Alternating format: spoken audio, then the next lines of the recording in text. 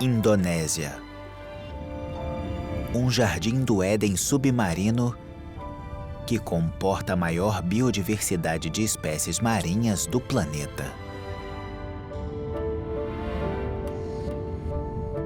Mas aqui, entre os recifes mais ricos do mundo, outro ecossistema passa despercebido, com suas riquezas escondidas na areia. À primeira vista, parece apenas um deserto. Mas o leito marinho está vivo, cheio de criaturas estranhas e maravilhosas. Poder realmente ver o que eles fazem para sobreviver é muito especial. Até onde eu sei, essas filmagens são o primeiro registro claro do que eles fazem. Nada aqui é o que parece.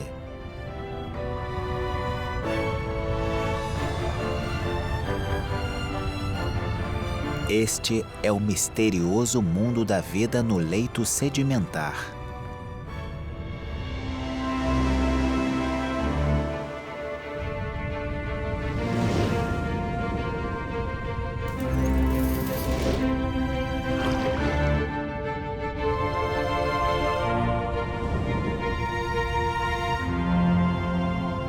Imensidão azul.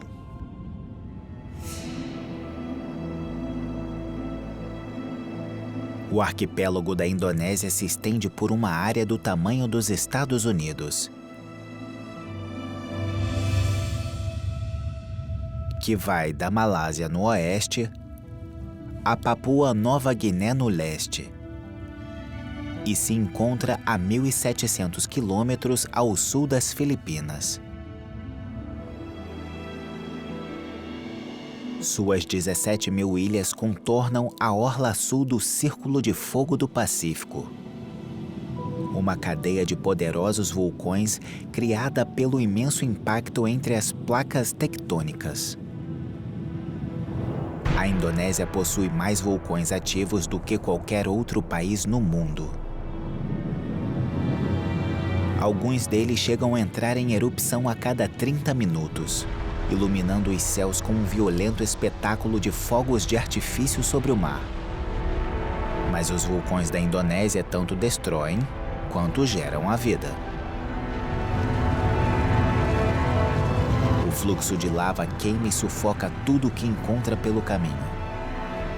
Mas as cinzas vulcânicas ricas em nutrientes regeneram o solo. E cultivam um habitat marinho diferente de todos os outros.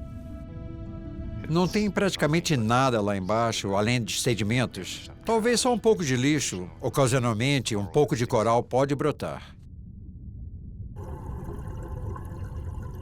Mas quando você olha mais de perto,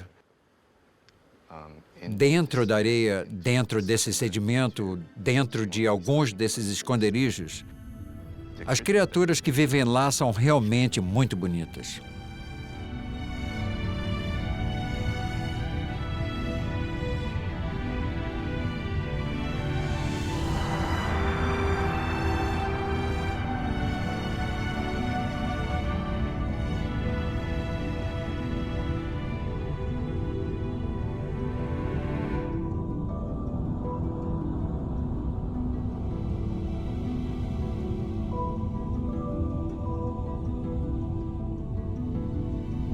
Os mesmos vulcões que devastam a Terra sustentam um próspero ecossistema submarino, embora ninguém tenha muita certeza da razão disso.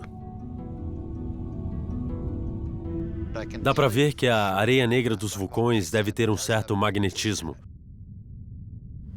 Eu sinto que tem alguma coisa nela que atrai todas essas criaturas. Como você pode imaginar, em um terreno plano assim, praticamente sem traços distintos, não daria para se orientar direito, então talvez elas usem mesmo um campo magnético para isso. Essa é uma das nossas teorias, mas ninguém tem certeza. Também pode ser uma questão de fertilidade, porque o solo vulcânico é muito fértil.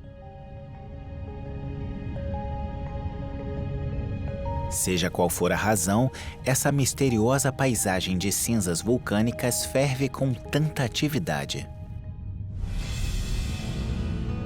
Mas ela também é um campo de batalha.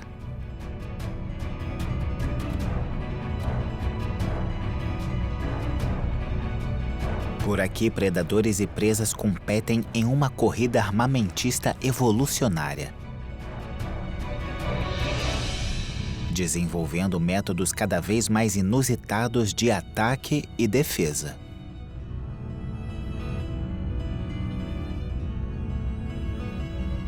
Essas manchas azuis que mais parecem uma pintura de guerra pertencem ao Dactylopus, um peixe predatório que se alimenta de pequenos crustáceos. O termo dáctilo sugere que esse peixe usa suas barbatanas parecidas com dedos para caminhar pelo leito marinho e desencavar suas presas. Camuflado contra o solo arenoso, o Dactylopus varre o fundo do mar atrás de alimento.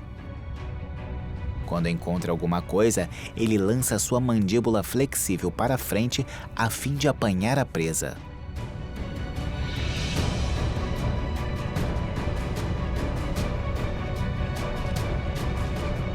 Mas por enquanto, esse aqui continuará com fome.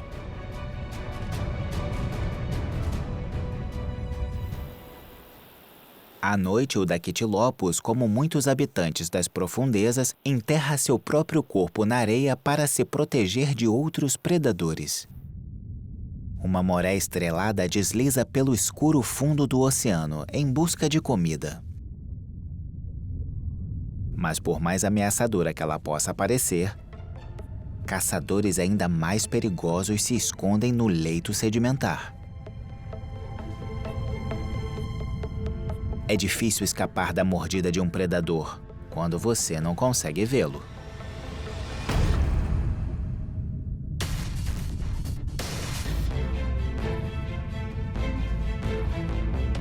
Dotado de uma incrível capacidade de camuflagem, esse é um caçador especializado em emboscadas, conhecido como peixe astrônomo.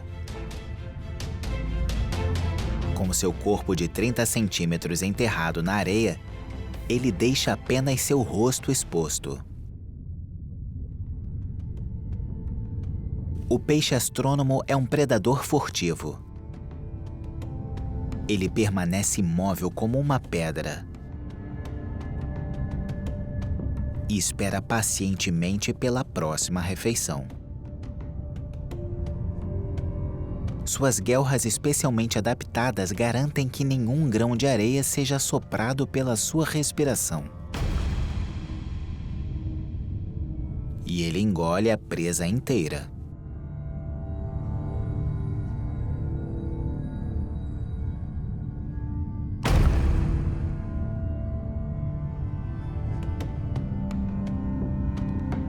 Seus dentes entrelaçados impedem que caia areia em sua boca.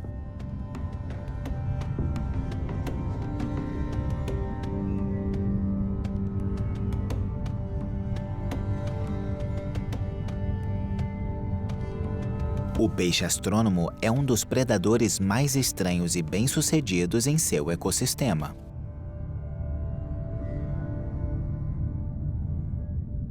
Perto dali, isto que parece um pedaço de coral laranja coberto de algas, na verdade tem braços e um rosto. E pode sair andando de seu esconderijo.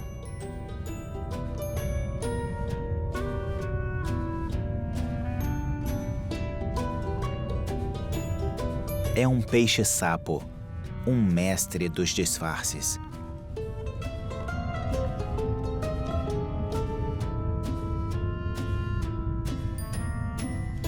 Cada tipo de peixe-sapo tem uma textura e cores únicas em sua pele, permitindo que desapareça em seu ambiente.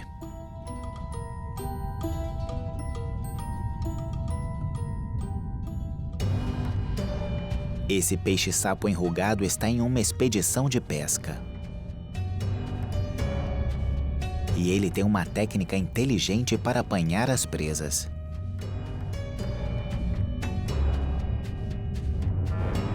Seu espinho frontal possui uma massa carnuda na ponta, parecida como uma isca saborosa. O peixe balança a isca como uma vara de pescar, mas nenhuma presa se aproximou ainda.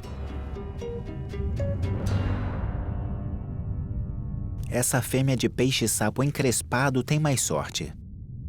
Ela logo será mãe e tem mais com que se preocupar do que com o estômago vazio.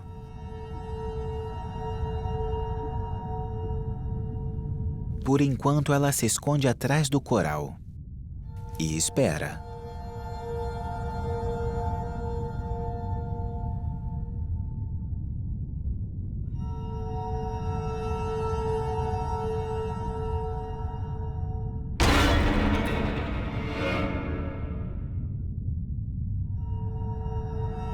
Sua boca é capaz de se expandir até ficar 12 vezes maior, criando um vácuo que suga a presa. Todo o processo leva apenas 1/6 de milésimo de segundo. Rápido demais para a presa reagir.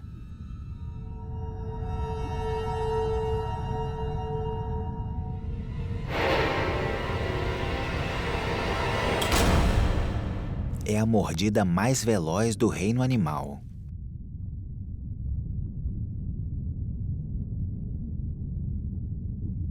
Agora, a fêmea segue seu caminho. Mas dessa vez, um macho menor a acompanha de perto. Caso ela aceite sua aproximação, ele terá que recuar assim que o acasalamento terminar. Ou correrá o risco dele também ser devorado por ela.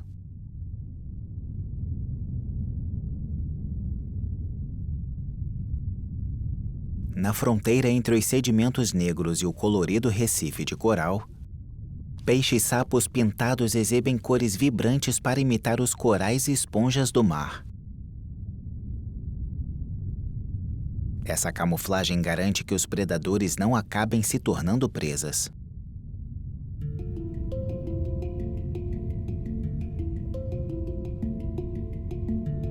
Na escuridão da noite, caçadores noturnos saem de seus esconderijos.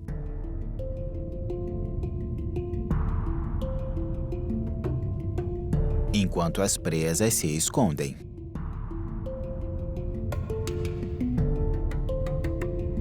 Os crustáceos escavam a areia.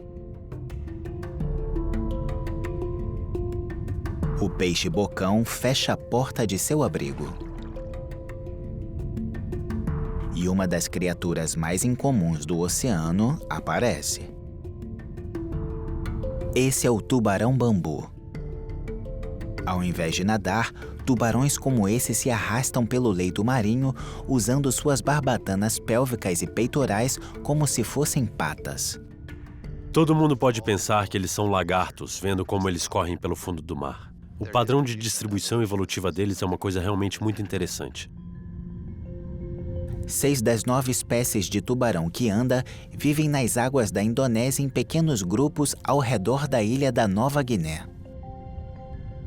A cada região diferente, você encontra uma nova espécie endêmica própria daquela área. Mesmo assim, a maior diferença entre elas é a sua forma de reprodução, o seu padrão de comportamento depois do acasalamento.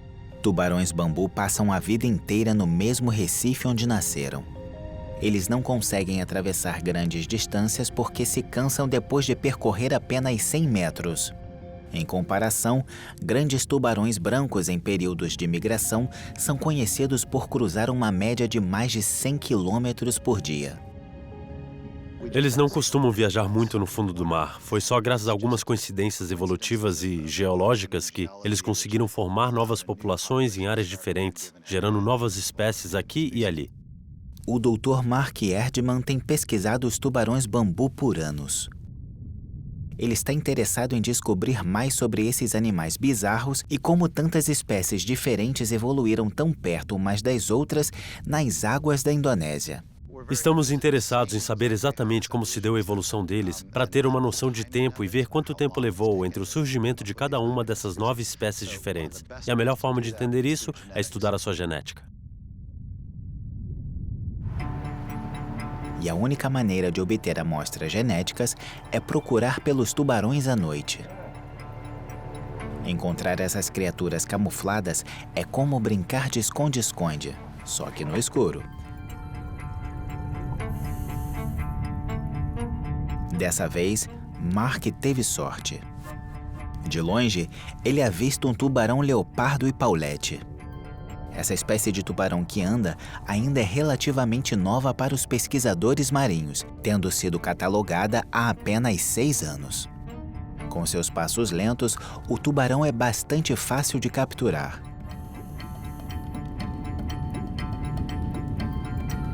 E Mark corta um pedacinho da pele de sua barbatana para coletar o DNA.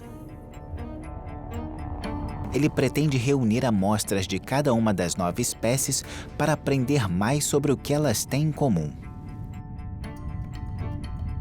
No Recife, os tubarões-bambu têm um predador rival. Com seus olhos pequenos e um tipo de barba desgrenhada, este é o tubarão-tapete.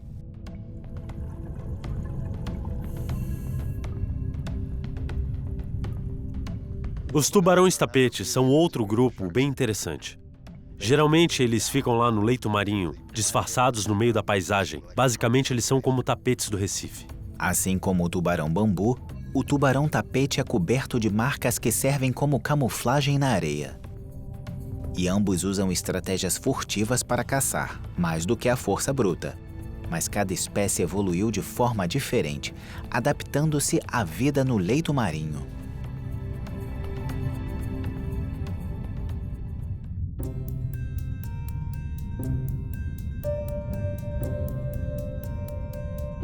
Os tubarões-bambu se arrastam pelo fundo, em busca de pequenos crustáceos e peixes escondidos sob o coral.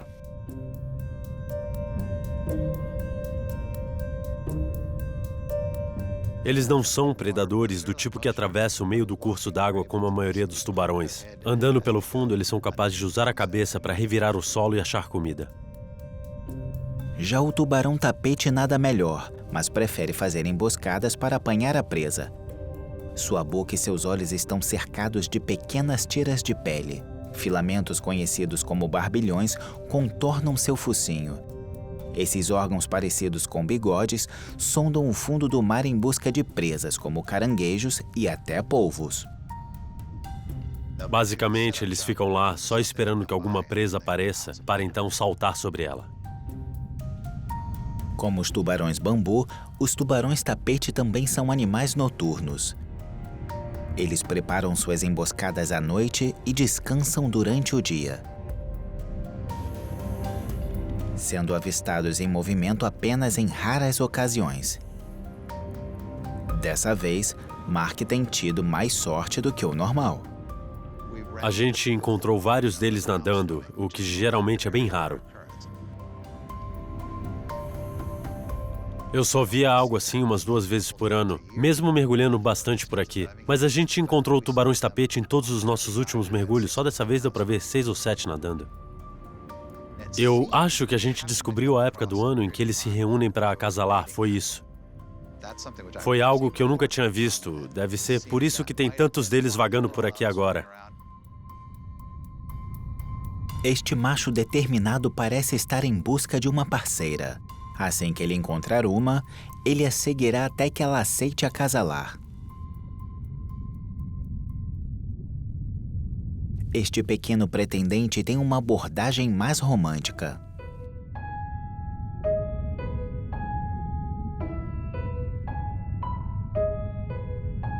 Ao entardecer, os peixes mandarins se encontram para uma intrincada dança do acasalamento.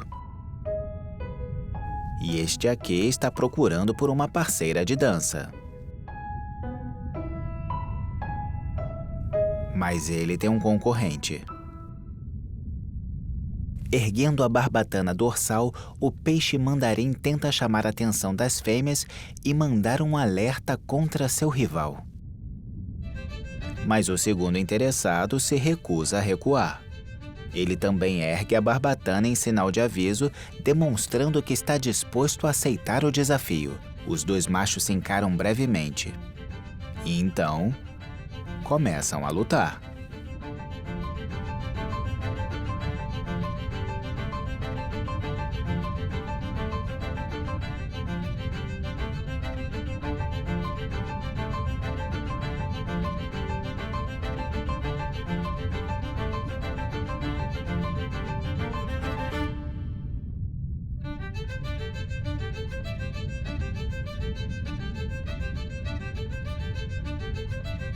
Eventualmente, o macho dominante triunfa sobre seu adversário.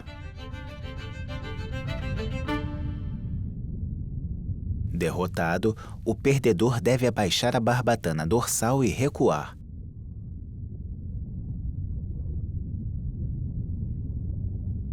Enquanto o vencedor do duelo recebe seu prêmio.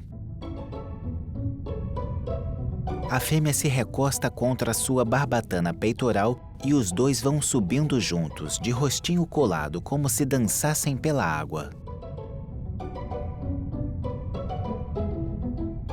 Este é um dos rituais de acasalamento mais encantadores da natureza. Quando chegam ao ponto mais alto, o casal lança uma nuvem de óvulos e espermatozoides, em perfeita sincronia, deixando que os ovos sejam fertilizados livremente no curso da água. A corrente levará esses ovos para o Recife, onde a próxima geração de pequenos dançarinos irá nascer.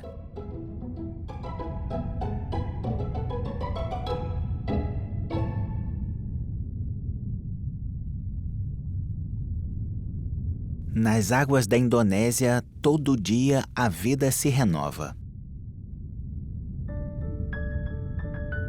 Uma lesma do mar também garante a vinda da próxima geração, com milhões de pequenos ovos cor de laranja presos a uma faixa de muco. Esses ovos são tóxicos para os predadores e a cor vibrante serve como um aviso para que mantenham distância. Os papéis de pai e de mãe são intercambiáveis entre as lesmas do mar porque elas são hermafroditas. Todas possuem tanto órgãos reprodutores femininos quanto masculinos. Na verdade, as lesmas do mar se chamam nudibrânquios, o que significa de brânquias nuas. O nome vem das brânquias expostas como plumas em suas costas. Sabemos que essas criaturas descendem dos caramujos marinhos. Porém, com o tempo, os caramujos trocaram suas carapaças protetoras por uma arma de defesa mais avançada: a toxicidade.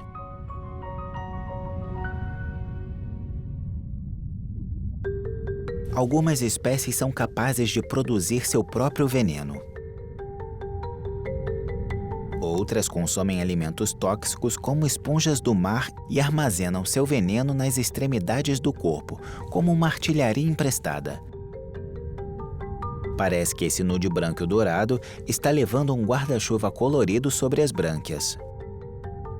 Na verdade, esse apêndice pode ser sacrificado e contém um composto químico extremamente potente. Se um predador começa a comer a lesma por essa extremidade, ele é logo envenenado e às vezes até morto, mantendo o restante das brânquias da lesma seguros. Cada uma das 3.000 espécies conhecidas de nudibrânquios expõe suas armas de uma forma única. Esse nudibrânquio tem tentáculos coloridos nas costas, ao invés de guelras. Parece que todos eles contêm veneno na ponta. Ou pelo menos é isso que essa criatura gostaria que você pensasse. Nem todos os nudibrânquios são realmente venenosos. Algumas espécies apenas fingem ser. Eles reproduzem os padrões e cores vibrantes das lesmas tóxicas para enganar os predadores. A maioria dos nudibrânquios tem o tamanho de um dedo mindinho. Já este tem o tamanho de um antebraço. A dançarina espanhola, uma das maiores espécies de lesma do mar do planeta, é também uma das poucas capazes de nadar. E quando se sente ameaçada, se lança pela água.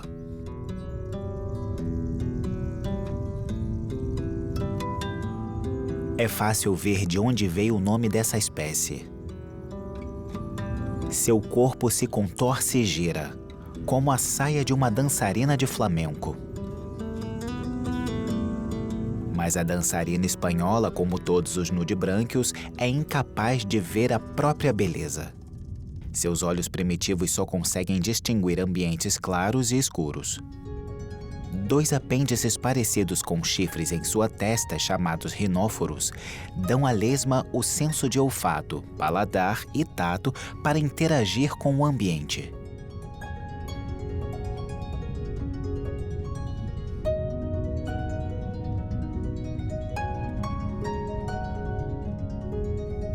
De volta às fronteiras do coral, o nudibranquio terminou de colocar seus ovos.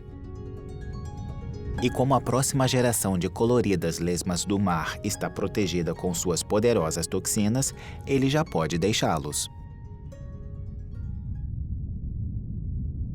Outras criaturas, como o camarão louva-a-Deus palhaço, precisam fazer sacrifícios para defender seus filhotes. Esta mãe passará fome por mais de 1 mês, até que os ovos choquem. Enquanto isso, ela não deixará a segurança de sua toca. Mas essa proteção não será necessária por muito mais tempo. Assim que os filhotes nascerem, eles deixarão sua mãe e terão que se defender sozinhos.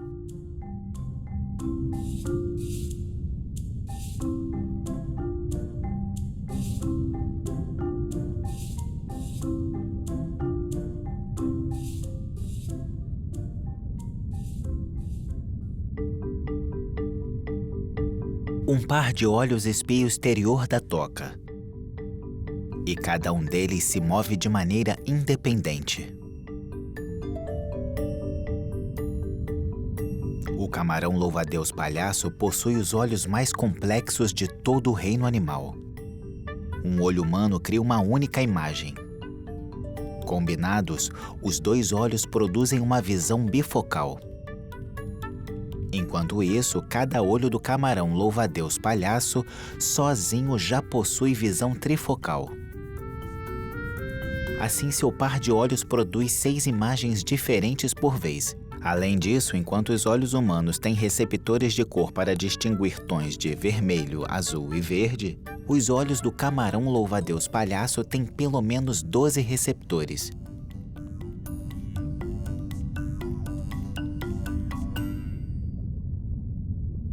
O que significa que esse caçador consegue enxergar as luzes infravermelha e ultravioleta. O camarão louva-a-Deus palhaço pertence a uma família de camarões conhecidos como esmagadores, dotados de um par de apêndices raptoriais chamados de clavas, capazes de desferir o soco mais rápido e mais forte da natureza. Camarões esmagadores possuem um mecanismo semelhante a uma mola em suas clavas, o que lhes permite atacar suas presas com golpes tão velozes quanto uma bala. E com uma força 2.500 vezes maior do que seu peso. Se um ser humano tivesse a mesma força proporcional, um único soco seria capaz de penetrar uma parede de aço.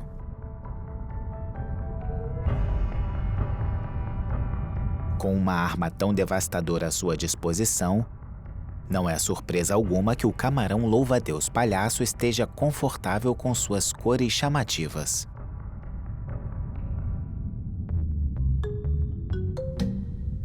Já aqueles que não nasceram para lutar não podem se arriscar aparecendo demais. Este jovem peixe-vaca comum se esconde no coral, enquanto espera seu corpo frágil se enrijecer enquanto ele amadurece. Este bodião amarelo ainda em estado juvenil balança com a corrente para imitar uma folha morta, mas se esconderá na areia ao primeiro sinal de perigo. O leito sedimentar rico em nutrientes é um berçário para muitos filhotes. Já para um predador adulto, ele é uma praça de alimentação.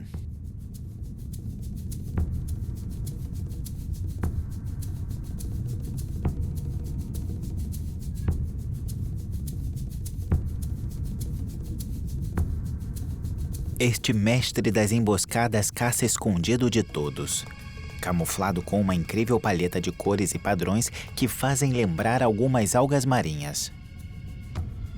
O peixe-escorpião é intrincado, belo e letal.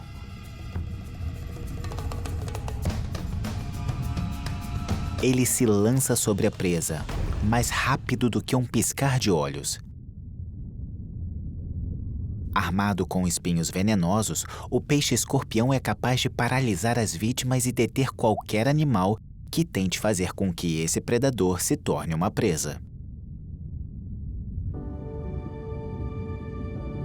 Enquanto isso, o peixe-leão, o primo extravagante do peixe-escorpião, desfila pelo mar. Odiado no Caribe, onde é uma espécie invasora, aqui ele está em seu habitat natural.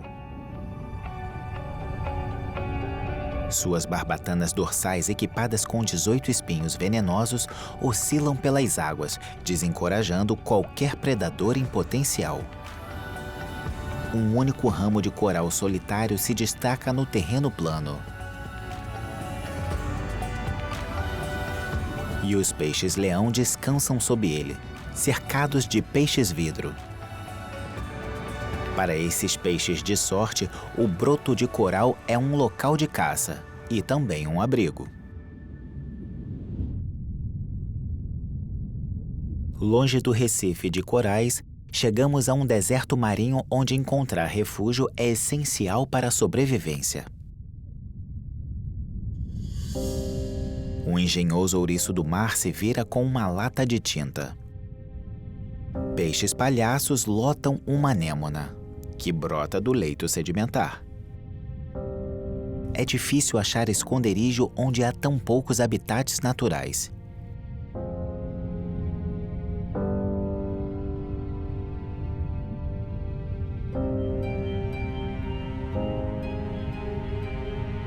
Então, um pedaço de lixo pode se tornar uma residência de primeira categoria.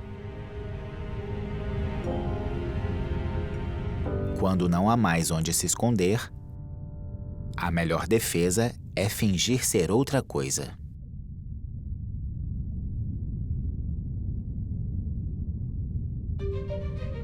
Faixas de algas se balançam com a corrente.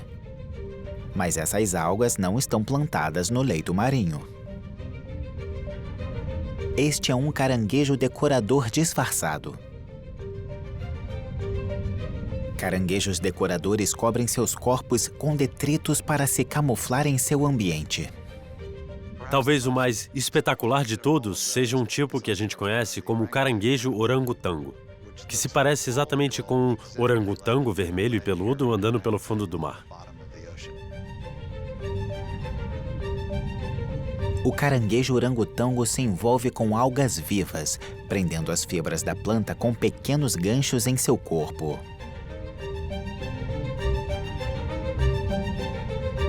Assim que o traje fica pronto, é praticamente impossível distinguir o caranguejo camuflado com maestria. O problema desse tipo de camuflagem é que, conforme os crustáceos crescem, eles precisam trocar de pele. Então, sempre que um caranguejo decorador troca de pele, ele acaba perdendo tudo que acumulou até aquele momento. O que a gente costuma ver é que assim que um caranguejo decorador típico termina de trocar de pele, ele já sai procurando coisas novas para voltar a se cobrir, prendendo tudo que puder no seu corpo. No caso dos caranguejos orangotango, ninguém nunca soube muito bem como eles fazem isso exatamente.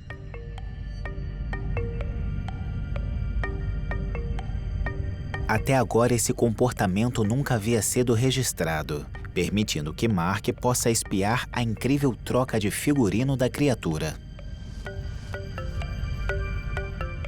No caso dessa espécie em particular, o que ela faz, depois de trocar de pele, é reaproveitar a pele morta mesmo, pegando pedaços de alga vermelha de volta, porque ela não é nada fácil de encontrar nesse ambiente. Então, ele arranca o que tinha na pele morta e se cobre de novo. Então, eu presumo que a alga volte a crescer e ele fique completamente coberto em 1 ou 2 semanas, até ficar parecendo um orangotango vermelho e desgrenhado outra vez.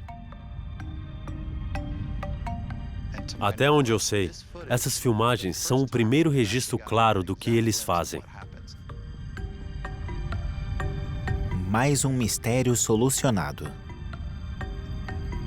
Mas ainda restam vários no leito sedimentar.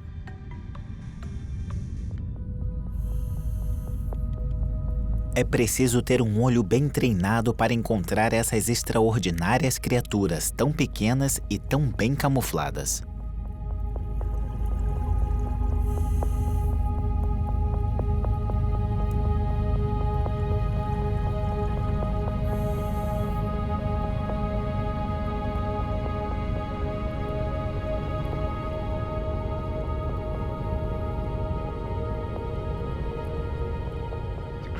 Geralmente, o tamanho delas varia. Algumas são do tamanho da palma da nossa mão. E mesmo essas são consideradas macrocriaturas. Outras, mais comuns, são do tamanho de um dedo mindinho. Já as menorzinhas chegam a medir só metade do comprimento de uma cabeça de fósforo. Você precisa entender o comportamento e o habitat desses animais para saber onde procurar.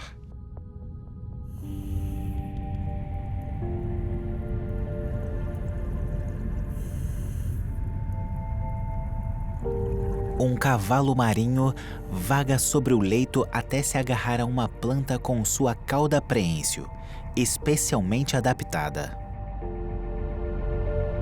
Esses pequenos animais não são grandes nadadores e podem ser facilmente carregados pela corrente.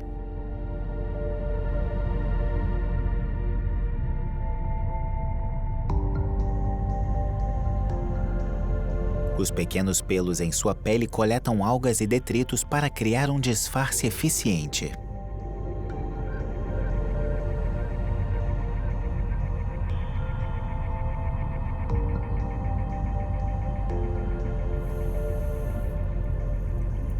Alguns evoluíram a ponto de estar entre as criaturas mais bem camufladas em todo o reino animal. Como o cavalo marinho pigmeu. Pequeno como uma unha. Tão minúsculo e bem camuflado que só foi descoberto em 1969. O peixe-cachimbo é um parente do cavalo marinho. Seu nome vem de seu bico longo e fino como um cachimbo.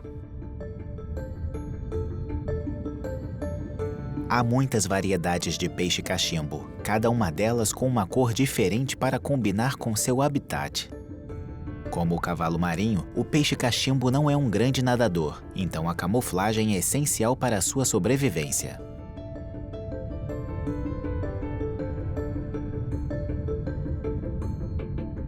Dois peixes-cachimbo fantasma balançam entre as algas. Com uma camuflagem tão boa assim, é até possível que sejam atacados por animais herbívoros procurando plantas para comer.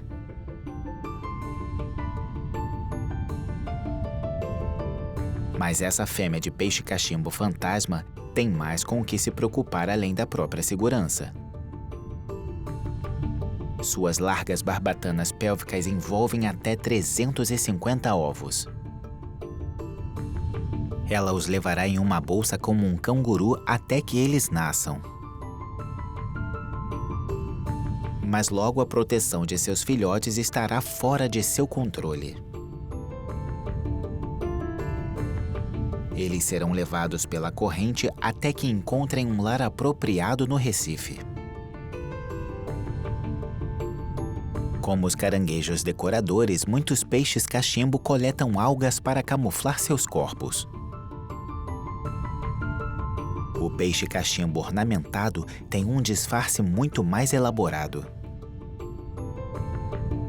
Ele adota cores de seu habitat e até desenvolve abas de pele semelhante a asas para se esconder da vista de todos. Perto dali, um peixe-gobe se mescla à haste desse coral pena do mar.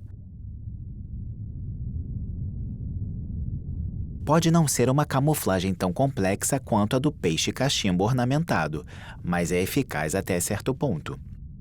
Peixes não conseguem se camuflar tão facilmente e precisam encontrar outras maneiras de sobreviver, ou correm o risco de virar a comida para predadores famintos.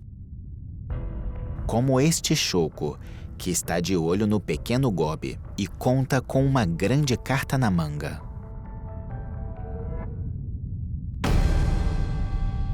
O gobe não tinha a menor chance.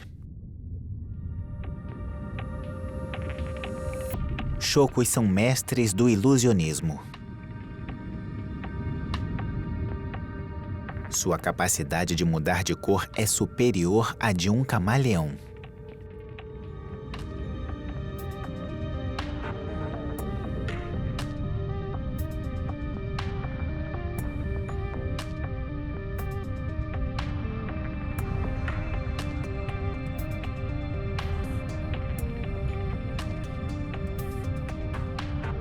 as milhões de células pigmentares em sua pele se acendem como uma árvore de Natal. Quando o choco se sente ameaçado, ele precisa usar a cabeça para sobreviver, já que não conta com uma carapaça resistente.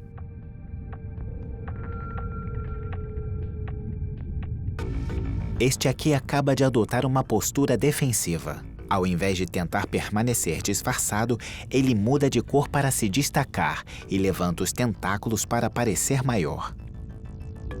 Com isso, ele está tentando espantar uma ameaça próxima. Neste caso, não é um predador, mas um choco rival, que o deixou em estado de alerta. Mas a postura defensiva não é apenas uma questão de impacto visual. O tecido muscular do choco contém toxinas potentes.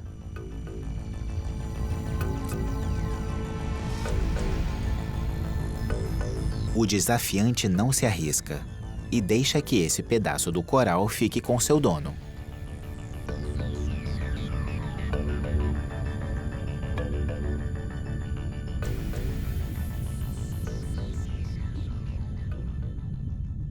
Com tantos caçadores habilidosos à espreita, algumas criaturas colaboram para aumentar suas chances de sobrevivência. No leito sedimentar, fortes parcerias prosperam. Um gobe oferece proteção a um camarão de estalo em troca de uma casa bem conservada. O pequeno caseiro é quase cego, mas capaz de escavar uma bela toca para seu protetor.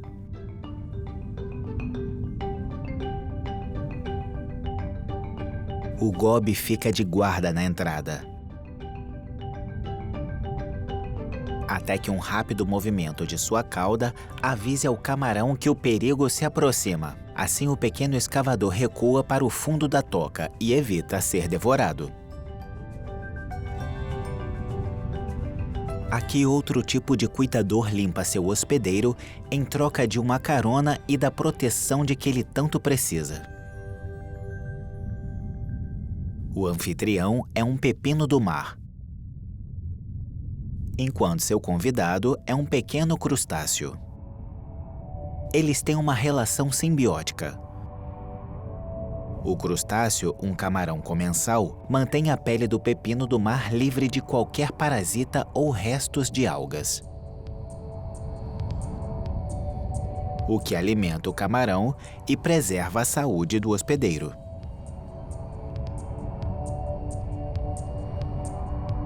Há pepinos do mar de todos os tamanhos e formatos. Os maiores chegam a medir 3 metros de comprimento. Eles são os varredores do oceano.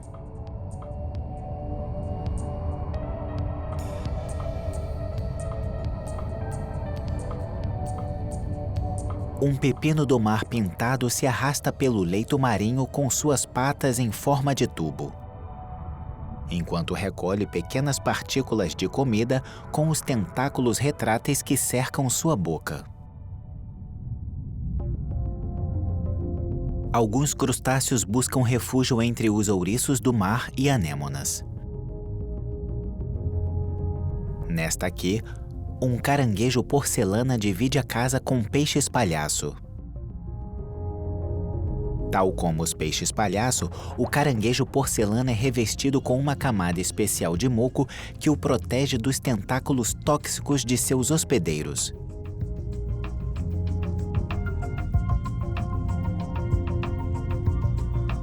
Um caranguejo zebra se agarra a um ouriço do mar, o que confere tanto proteção quanto mobilidade.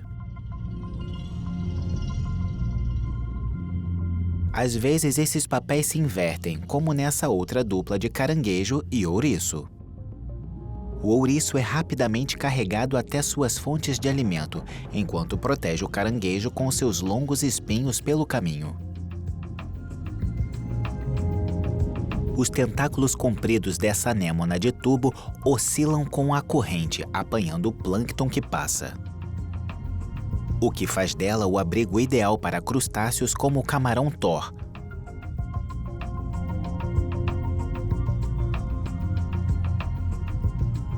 conhecido entre os mergulhadores como camarão sexy devido às suas cores vibrantes e a maneira provocativa como acena com sua cauda.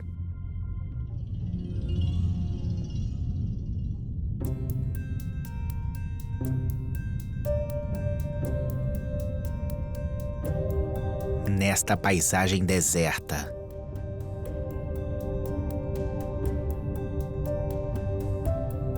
cada broto de coral,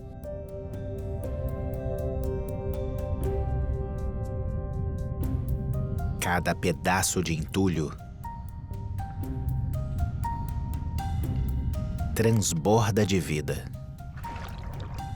Criaturas reservadas sobre as quais sabemos muito pouco. A gente gosta de pensar que tudo nesse mundo já foi bem explorado, mas na realidade ainda tem tanta coisa que a gente não sabe. O leito sedimentar da Indonésia é um reino oculto governado por criaturas estranhas e maravilhosas. Um local onde os predadores evoluíram para caçar escondidos. E as presas dominaram a arte das ilusões. Um local que nos conta uma história de sobrevivência onde menos se espera. Uma história de mistério sobre a vida na areia negra.